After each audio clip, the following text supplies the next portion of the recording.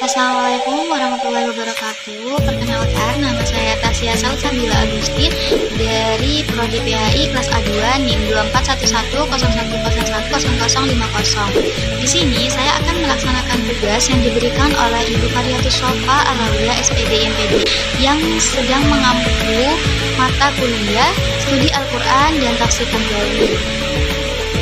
Selamat menyaksikan.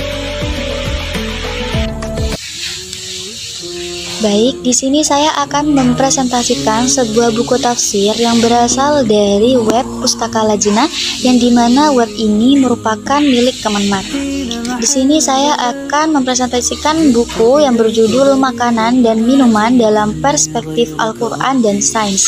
Dan saya berfokus pada satu subbab, yakni mengenai makanan haram karena perolehannya. Sebagaimana makanan haram karena zatnya, makanan haram karena perolehannya juga diatur oleh Allah Subhanahu wa Ta'ala dan dinyatakan di dalam Al-Quran dan hadis Rasulullah SAW. Salah satunya terdapat pada Quran surah Asy-Syura ayat 4 yang berbunyi Bismillahirrahmanirrahim, lahu ma fis samawati wa ma fil ard wa huwal aliyyul azim, yang berarti miliknya lah apa yang ada di langit dan apa yang ada di bumi, dan dialah yang maha agung, maha besar. Kepemilikan Allah tersebut dapat diberikan kepada manusia yang dikehendakinya dan kemudian dilindunginya. Ia tidak boleh dipindah tangankan kecuali dengan cara yang telah diizinkan oleh Allah Subhanahu wa Ta'ala. Ada batasan atau kategori keharaman harta dari aspek perolehan, termasuk makanan dan minuman. Semuanya harus dipertanggungjawabkan kelak di akhirat. Terdapat beberapa kategori perolehan harta yang dilarang atau yang diharamkan. Nah, diantaranya sebagai berikut. Kategori yang pertama adalah mengambil hak milik orang lain dengan cara yang tidak sah. Hal ini didasari pada sebuah hadis yang berbunyi Inna rijala yatakhawwaduna fi malillahi bighairi haqq falahumun naru yaumal qiyamah.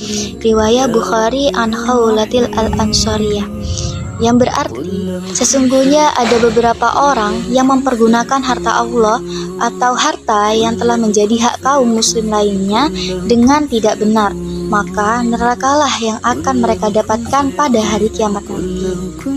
Nah, maksud dari hadis tersebut bahwasanya mengambil harta orang lain ataupun dari negara yang bukan haknya dengan cara apapun adalah haram hukumnya. Dengan demikian, makanan dan minuman yang dibeli dengan harta yang haram tersebut akan menjadi haram pula.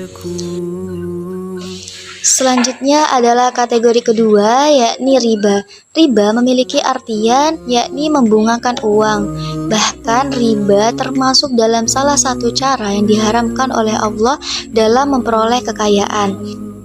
Riba juga dilarang dalam beberapa ayat Al-Quran. Salah satunya adalah Quran Surat An-Nisa ayat 161 yang berbunyi Bismillahirrahmanirrahim wa akhdihimur riba wa qadnuhu anhu wa aklihim amwalan nasi bil batil wa a'tadna lil kafirina minhum adaban alima, yang berarti dan karena mereka menjalankan padahal sungguh mereka telah dilarang darinya, dan karena mereka memakan harta dengan cara yang tidak sah atau batil, dan kami sediakan untuk orang-orang kafir di antara mereka azab yang sangat pedih.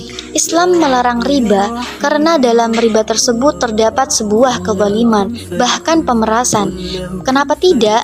Orang miskin yang meminjam uang karena kesulitan ekonomi harus mengembalikan lebih banyak, bahkan berlipat ganda. Disinilah ketidakadilan itu terjadi.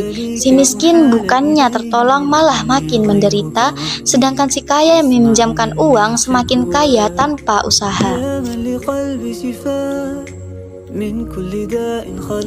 Selanjutnya adalah kategori yang ketiga, yakni curang dalam menakar dan menimbang. Berdagang atau jual beli dihalalkan oleh Allah sebagaimana dinyatakan dalam surah Al-Baqarah ayat 275. Namun, itu tidak berlaku jika jual beli disertai dengan kecurangan, seperti menyukat timbangan. Menyukat timbangan adalah suatu perbuatan yang diharamkan oleh Allah sebab merugikan pihak pembeli. Hal ini terdapat di dalam surat Hud ayat 85 yang berbunyi Bismillahirrahmanirrahim wa ya qaumi awful mikyala wal mizana bil qisti wa la tabkhasun nasa asya'ahum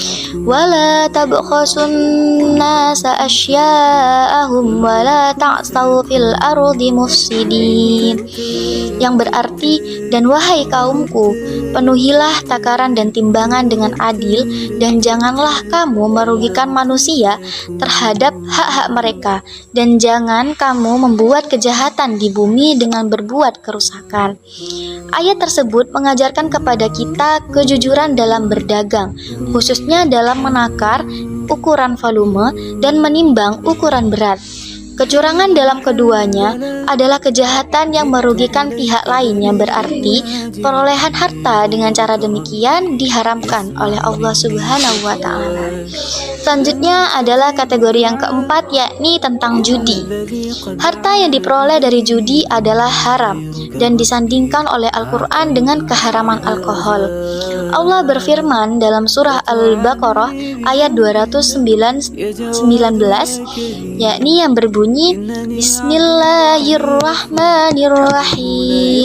Yas'alunaka 'anil khamri wal maisir qul fihima itsmun kabirun wa manafi'u lin-nas wa ismuhuma akbaru min naf'ihima wa yas'alunaka madza yunfiqun qulil 'afwa kadzalika yubayyinullahu lakumul ayati la'allakum tatafakkarun.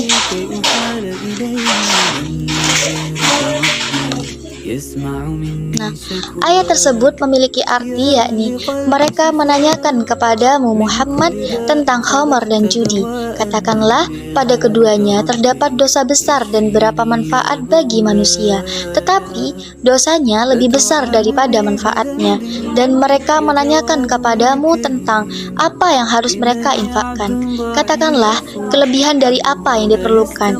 Demikianlah Allah menerangkan ayat-ayatnya kepadamu agar kamu memikirkan. Ayat ini menjelaskan bahwasanya alkohol dan judi sama haramnya. Dapat disimpulkan bahwasanya harta yang diperoleh dari judi adalah haram. Demikian pula apabila harta itu dibelanjakan untuk membeli makanan dan minuman. Selanjutnya adalah kategori yang terakhir, yakni mengenai bisnis barang dan jasa haram. Nah, bisnis barang-barang haram seperti alkohol, ekstasi, dan narkoba menjanjikan keuntungan yang sangat besar. Pebisnisnya mungkin saja bukan pecandu alkohol atau narkoba, tetapi hasil usahanya itu tetap saja haram. Dalam hal alkohol, pedagangnya termasuk salah satu dari 10 subjek yang dilaknat oleh Rasulullah SAW karena keterlibatannya dalam minuman keras. Seorang pengusaha jasa pelacuran misalnya, perolehannya haram meskipun ia tidak terlibat pelacurannya secara langsung.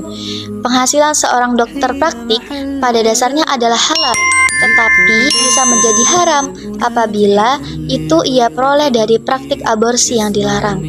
Masih banyak bisnis produk barang dan jasa yang haram dan harus dihindari karena terkait dengan kemaksiatan atau kejahatan.